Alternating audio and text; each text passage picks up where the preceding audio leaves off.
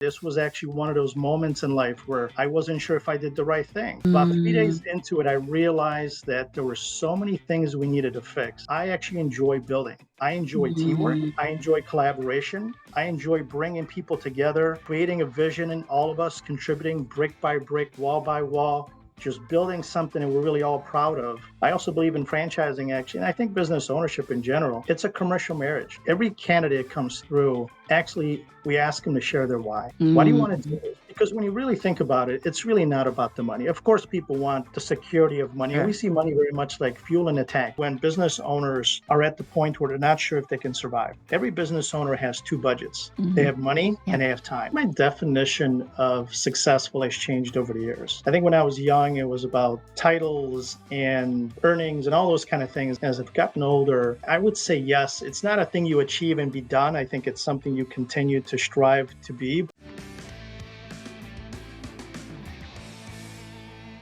Well, hey, everybody. Welcome back to another episode of Scaling the Gap. I have a fantastic guest for you today that I am so excited to share with you. He has been in the world of business building and franchising for a long time. Has a really awesome story to share. And right now, he is working with Horsepower Brands, leading one of their amazing brands, which he's going to share all about with you today. And I am delighted to welcome him to the show. Suave, welcome to the show. Well, thank you very much for having me. I have to say, I've listened to quite a few of the podcasts, and you've done a great job. I really enjoyed hearing some of the guests on here. Awesome. Well, we are going to dive right on into your story. Thank you for that. I love my guests. I love getting to share you with the world. So, why don't you share a little bit with our people, a little bit about who you are and the work you do in this world? Yeah, sure, happy to. I think for a lot of folks, including myself, we never thought we would be in franchising. And even though 33 years later, that's all I've ever done, I fell Mm, in love with it very early on. And for a young guy that started off with McDonald's Corporation during and after college, it was really a fantastic time because, as you can imagine, a company of that size, everything had to be measured, everything was precise, everything was basically a cookbook and a recipe, not just for the food, but mm, for that. So for me, I've been on every side of it. Over the 33 years, I've been a franchisee, I've been a franchisor, I've been part of startups, turnarounds, working with large companies. I've owned a sales training company for 10 years, specializing in franchising. So I feel like I've been on every side of it. And I've just been always fascinated with how somebody is going to change their world and start a business from scratch, but be part of franchising where this team behind them supports them to really grow it. I've just loved every minute of it. I love that. I love it. There's something about someone who just believes in themselves enough to be like, all right, I'm in. Right. And when they take the franchising route instead of the, build it from the ground up route, you're getting a running head start, right? You're not having to scrape your knees on every single mistake. It doesn't mean you don't scrape your knees at all, but at least you to avoid some of the mistakes and have to, the power of a brand to lead on and behind you. So what is the brand that you're working on right now? So I'm very fortunate at this point. I actually represent two different brands. One is Blingo Premier Lighting, and the other one is Varsity Zone HVAC. Very different, even though they're both in home services, very different brands. Absolutely adore the teams I work with. We have really terrific franchise owners. And probably the biggest thing is I really enjoy seeing the type of projects we do for homeowners all across America. So really two Mm. terrific brands. Awesome. Awesome. So you shared a little bit about that early story with McDonald's. Why don't you Mm. tell us a little bit more what happened after that? Because you've had a pretty interesting career, a lot of different movement, a lot of different, you talked about turnarounds, you talked about big brands, startups, like a wide variety of things. So why don't you walk us through a little bit more of your story? Sure, happy to. A few things. As big as global as franchising is, it's actually still a very small, close-knit community, and so Mhm. you get to meet quite a few different folks. For me, even though, like I said, I never had any intentions being in franchising, McDonald's was a terrific place for me to be. From there, I was actually recruited and moved to Arizona, and Mm, I helped start working with a my first home services franchise actually, and it was a small, struggling business. And being there, I will tell you, this was actually one of those moments in life where I wasn't sure if I did the right thing. About 3 days mm, into it, I realized that there were so many things we needed to fix. And I was really young at that point. I wasn't yeah. quite sure if I was going to be able to pull that off and work Mm, with the group. And I felt terrible because my wife and I moved. Our daughter was going to go in kindergarten. We moved away from Wow. family. We did all these things moving away from Chicago, but it was absolutely the best thing. I've learned so many things going Mm, through that challenging time, and it was an amazing turnaround. We grew that company within 3 years. Franchise owners were happy, and what seemed to be a bad decision actually was absolutely the right thing for me. And what I yeah. realized through all that time was that I actually enjoy building. I enjoy teamwork. Mm, I enjoy collaboration. I enjoy bringing people together, creating a vision, and all of us contributing brick by brick, wall by wall, just building something that we're really all proud of. And it was really that particular experience that I had that really catapulted me into being able to work with other companies. yeah, that is so cool. I really love what we were talking about when we were in the green room before we got on the show about, we're talking about living in the desert, right? Because I also live in Phoenix. I know that you spend about 20 years out here, and it can be really a very harsh environment. And we were talking about how some of these desert cactuses just have this incredible staying power. Like they grow between two crevices of a rock, and then they have these gorgeous flowers that they end up blooming into. And you said something really cool. You said that sometimes we see something that's really desolate, that's not working, that's broken. You feel like what's even the point of continuing? And just a little bit of water, a little bit of sunshine, a little bit of positivity, and you can really turn it into something flourishing. And that's the story of what you did when you moved to Arizona. So I think that's really cool. You took something that you were like, what is this? How is this? How is it? I think I have so many regrets, instant regret, right? And you turned it into something where you built something meaningful that other people that compelled and propelled other people towards success as well. So that's that like little bit of water, little bit of sunshine, right? Little bit of TLC. You can turn something that's desolate into something that is absolutely magnificent. Yeah, very much so. And by the way, I loved living in Arizona for 20 years. It's a terrific place to raise a family and enjoy it. I will say that franchise in particular, I think there are a few things. When you're in franchising and you're on the franchisor side, you see folks coming into buying a franchise, believing in that brand, changing their entire life, potentially moving their family or adjusting their income and starting something from scratch. And I've always felt an obligation to do everything we possibly can to help them grow. And one of the best Mm, piece of advice I actually received as a young married man wasn't that marriage was 50-50. It mm, was really 100% and 100%, meaning I would give mm, 100%, she would give 100%. And it dawned on me very quickly that that wasn't only for marriage, that was for business and friendships and mm, for everything else. And so our goal always has been to make sure we give everything we possibly can for our franchise owners. I also believe in franchising, actually, and I think business ownership in general, it's a commercial marriage, meaning that you look mm, at that person as a partner, you want them to succeed. You're going to be forgiving, you're going to be nurturing, you're going to give everything mm, you can to them to be successful.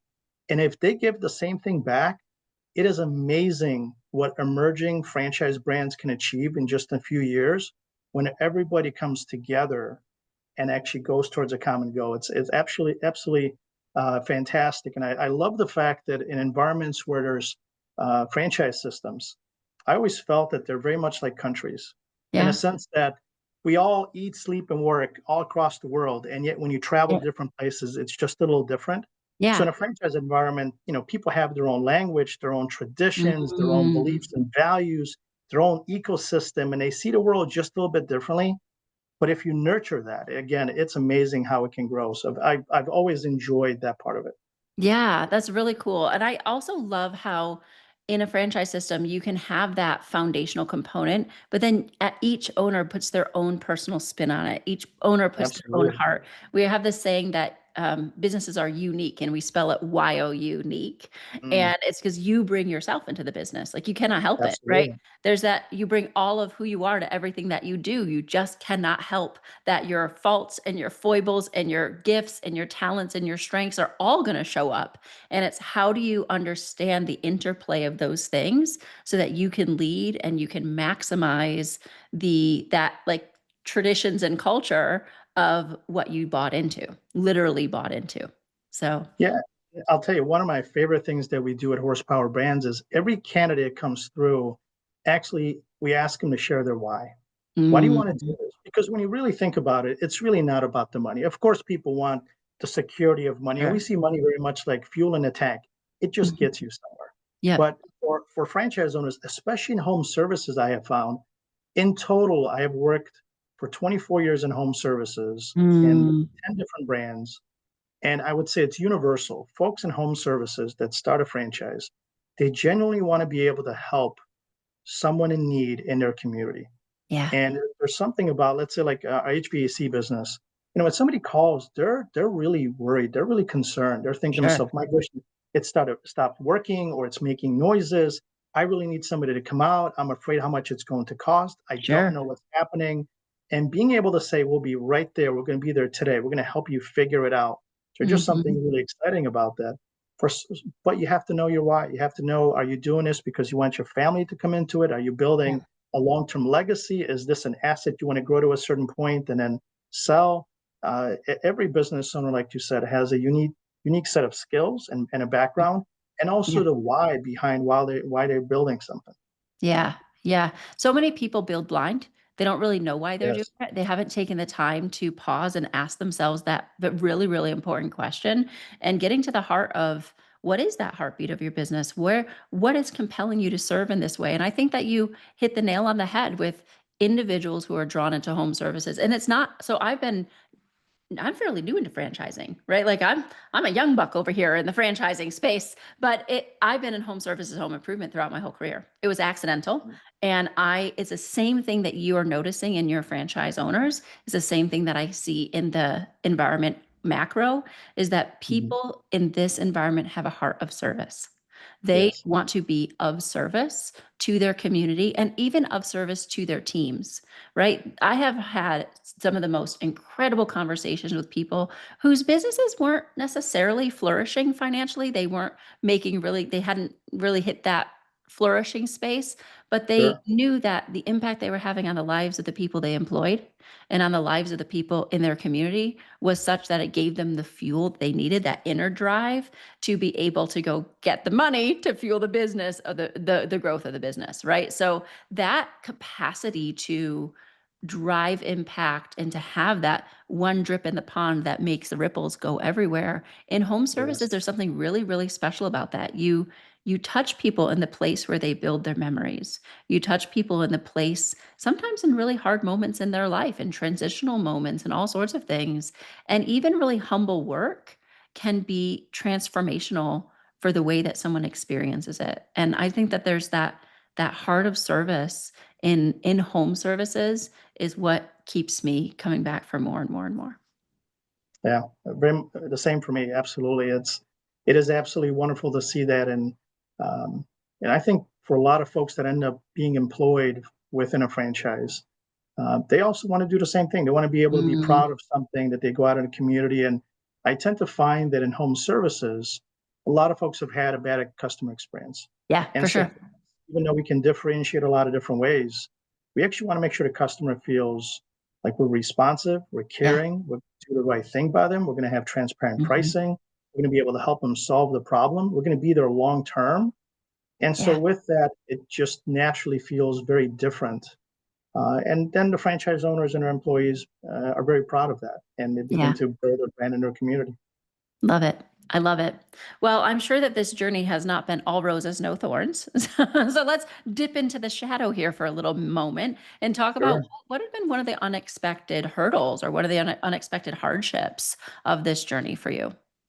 Yeah, there's several. One, I would say that because all these franchises are a bit different, like they're different countries, Yeah. not all of them have been built the same way. And when you enter into a brand that's already existing, Mm. one of the things you can notice is how well was the culture built. Mm. And I've been in a number of different franchise systems where, it wasn't really collaborative. And I'll tell you this Mm. this word that isn't a real word, but I actually believe it's one of the key components in franchising. Yeah. For those who are fans in motorsports, you'll probably recognize this name. This is a driver, a Hall of Famer named Darrell Waltrip. He coined this word probably 20 years ago, and it's the word coopetition. And it's an Mm. unusual word because it actually stands for three things. It's collaboration, cooperation, and competition. And when Mm, I think of an environment where there's multiple business owners, franchising is a great example. sure. You actually need coopetition. You want the Mhm. collaborative spirit because when you think about it, when you're buying a franchise, what you're really buying is the ability to be able to call your peer and say, okay, I'm in this, I have this issue. How did you handle it? And they're like, oh, Yeah. that's not a big deal. Here's how you do it. And you talk to another one and you help them, and it's everybody helping each other. Mhm. Um, Cooperation is this that it's a bit of a compromise in a franchise environment. You can't change the color of the logo 12 times, Sure. and you can't do this or do that, but collectively you build this powerful brand that you're proud of and you stand for. And competition needs to be done in such a way where you want to beat the other guy by just a dollar.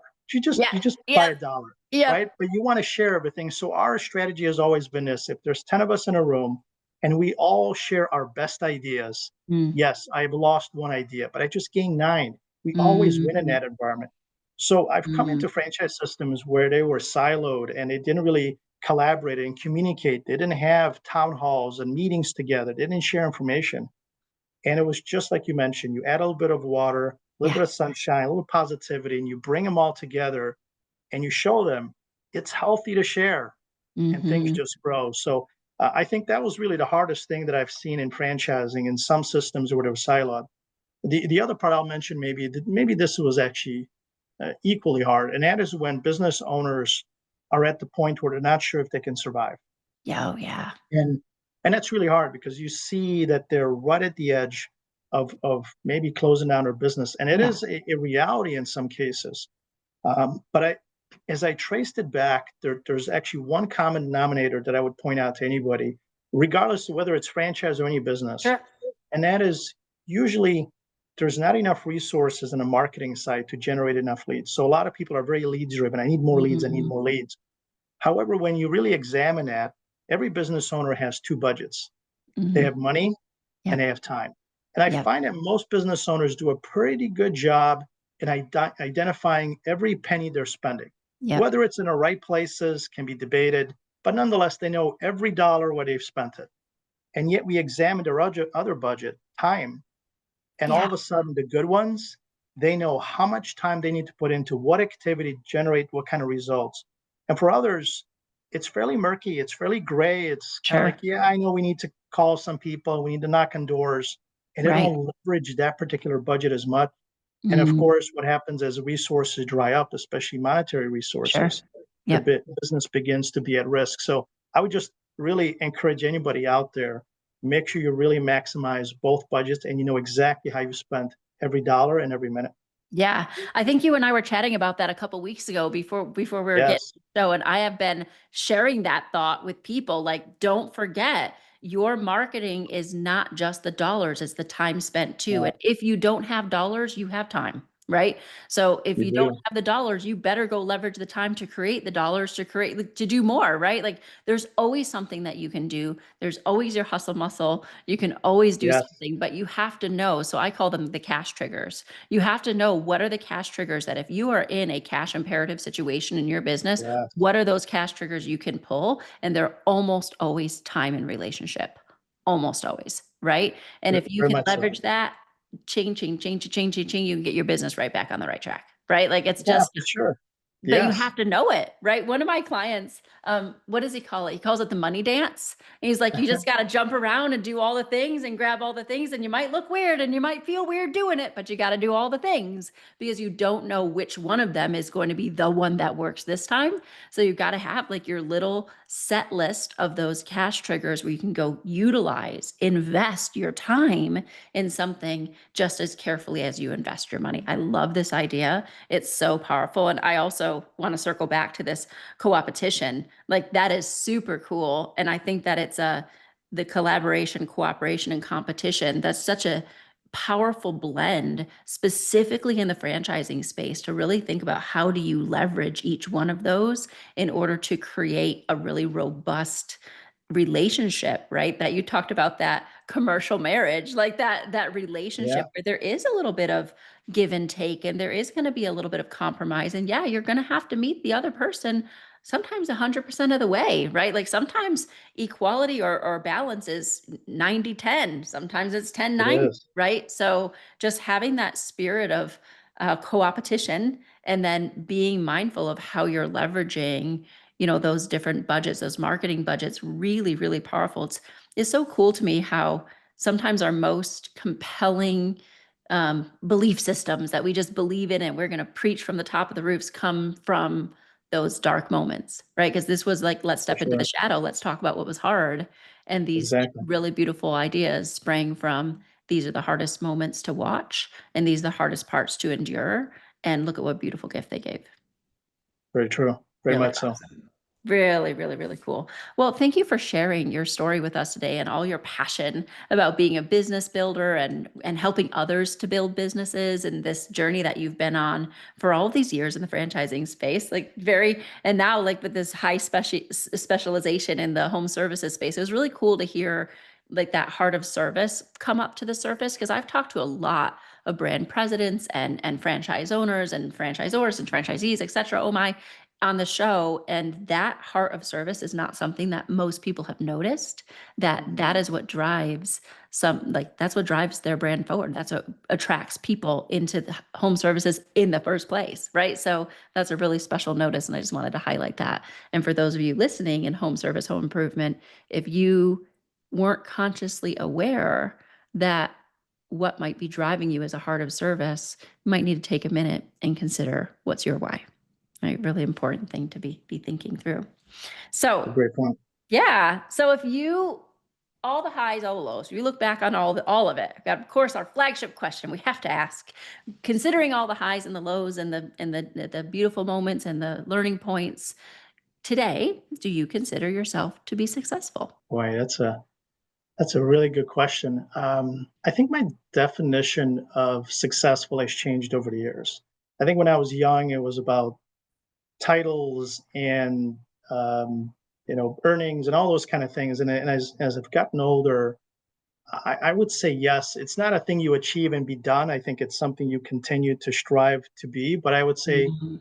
both personally and professionally, I would say yes, because in my personal life, I have an incredible relationship with my daughter. We get to spend a lot of time together. Mhm. I have caring friends and family. On a business side, I get to work with amazing people and build two brands with incredible franchise owners and vendors and others, and have contribute to having an impact in a lot of different people's lives, which that is just something I never knew I was able to do. So I would say yes, I believe so, but it is something I have to continue to work on. Yeah.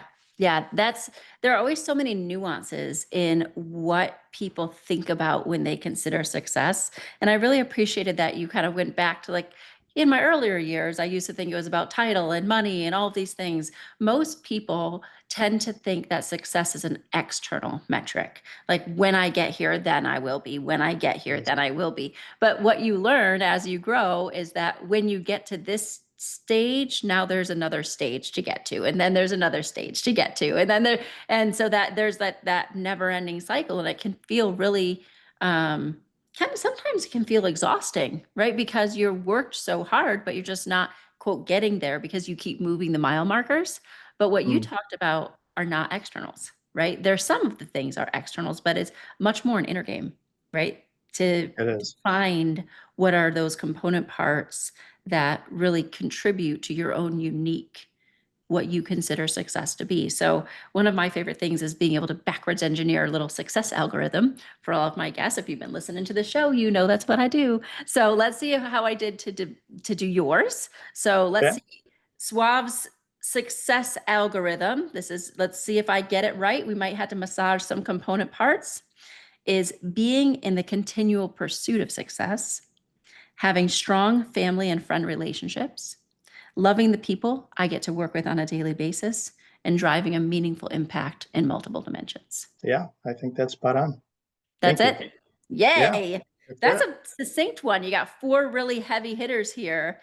And I love that meaningful impact in multiple dimensions, because it's not just impact over here or in this way. It's that drip in the pond, right? With all the little It is. wrinkles that go out, the little tiny waves, and that meaningful impact can go up, down, sideways. It can go in all those different movements in someone's life, in someone's career, in the trajectory of the people that you work with. And I think that's a really beautiful nuance to add to the definition. Well, thank you for sharing that. That's great. Yeah, my pleasure. My pleasure. Well, thank you so much for your really cool insights today. Thank you for sharing your passion with us. Thank you for sharing your story with us. And if people want to be connected with you further, where can they find you? Sure. I would say I'll give my personal email, maybe the easiest way to do it. So it'd be suavebrachowski@gmail.com. Work one would be sbrachowski@varsityzone.com. So those probably be the best ways to do it. Obviously on LinkedIn as well. There's not too many Suaves out there. So if you look for Suave, Suave Brachowski, you'll be able to find me. And anybody that wants to reach out, I'd be happy to help. Awesome. Well, we will make sure to link those email addresses and your LinkedIn profile here to the show notes, so that you're easy to find for people. And just want to give a couple closing remarks. So for those of you listening at home, I already encouraged you to really be considering, what is your why? Why are you doing this? What is a heart of service driving you? And if so, why? What matters to you? The other thing is, take a pause and consider, are you contributing both dollars and time to your marketing buckets, right? Are you being intentional about how you use, yes, your money? We're usually pretty intentional about that. We usually measure it. We generally know. But what about your more precious resource, which is your time? Are you intentionally giving your time and the time of and energy of the people in your organization to driving leads, to driving those opportunities? Or are you only just expecting money to do all the work? Because if you are, you may be missing something really important and key to your success. So Suave, thank you so much for being on the show. And for those of you listening at home, catch you on the next episode. Bye for now. Thank you.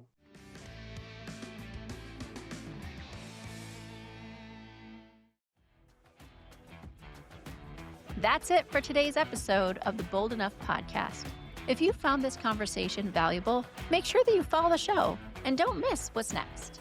We're going to keep having conversations about success that people usually avoid. I'm Madeleine MacRae.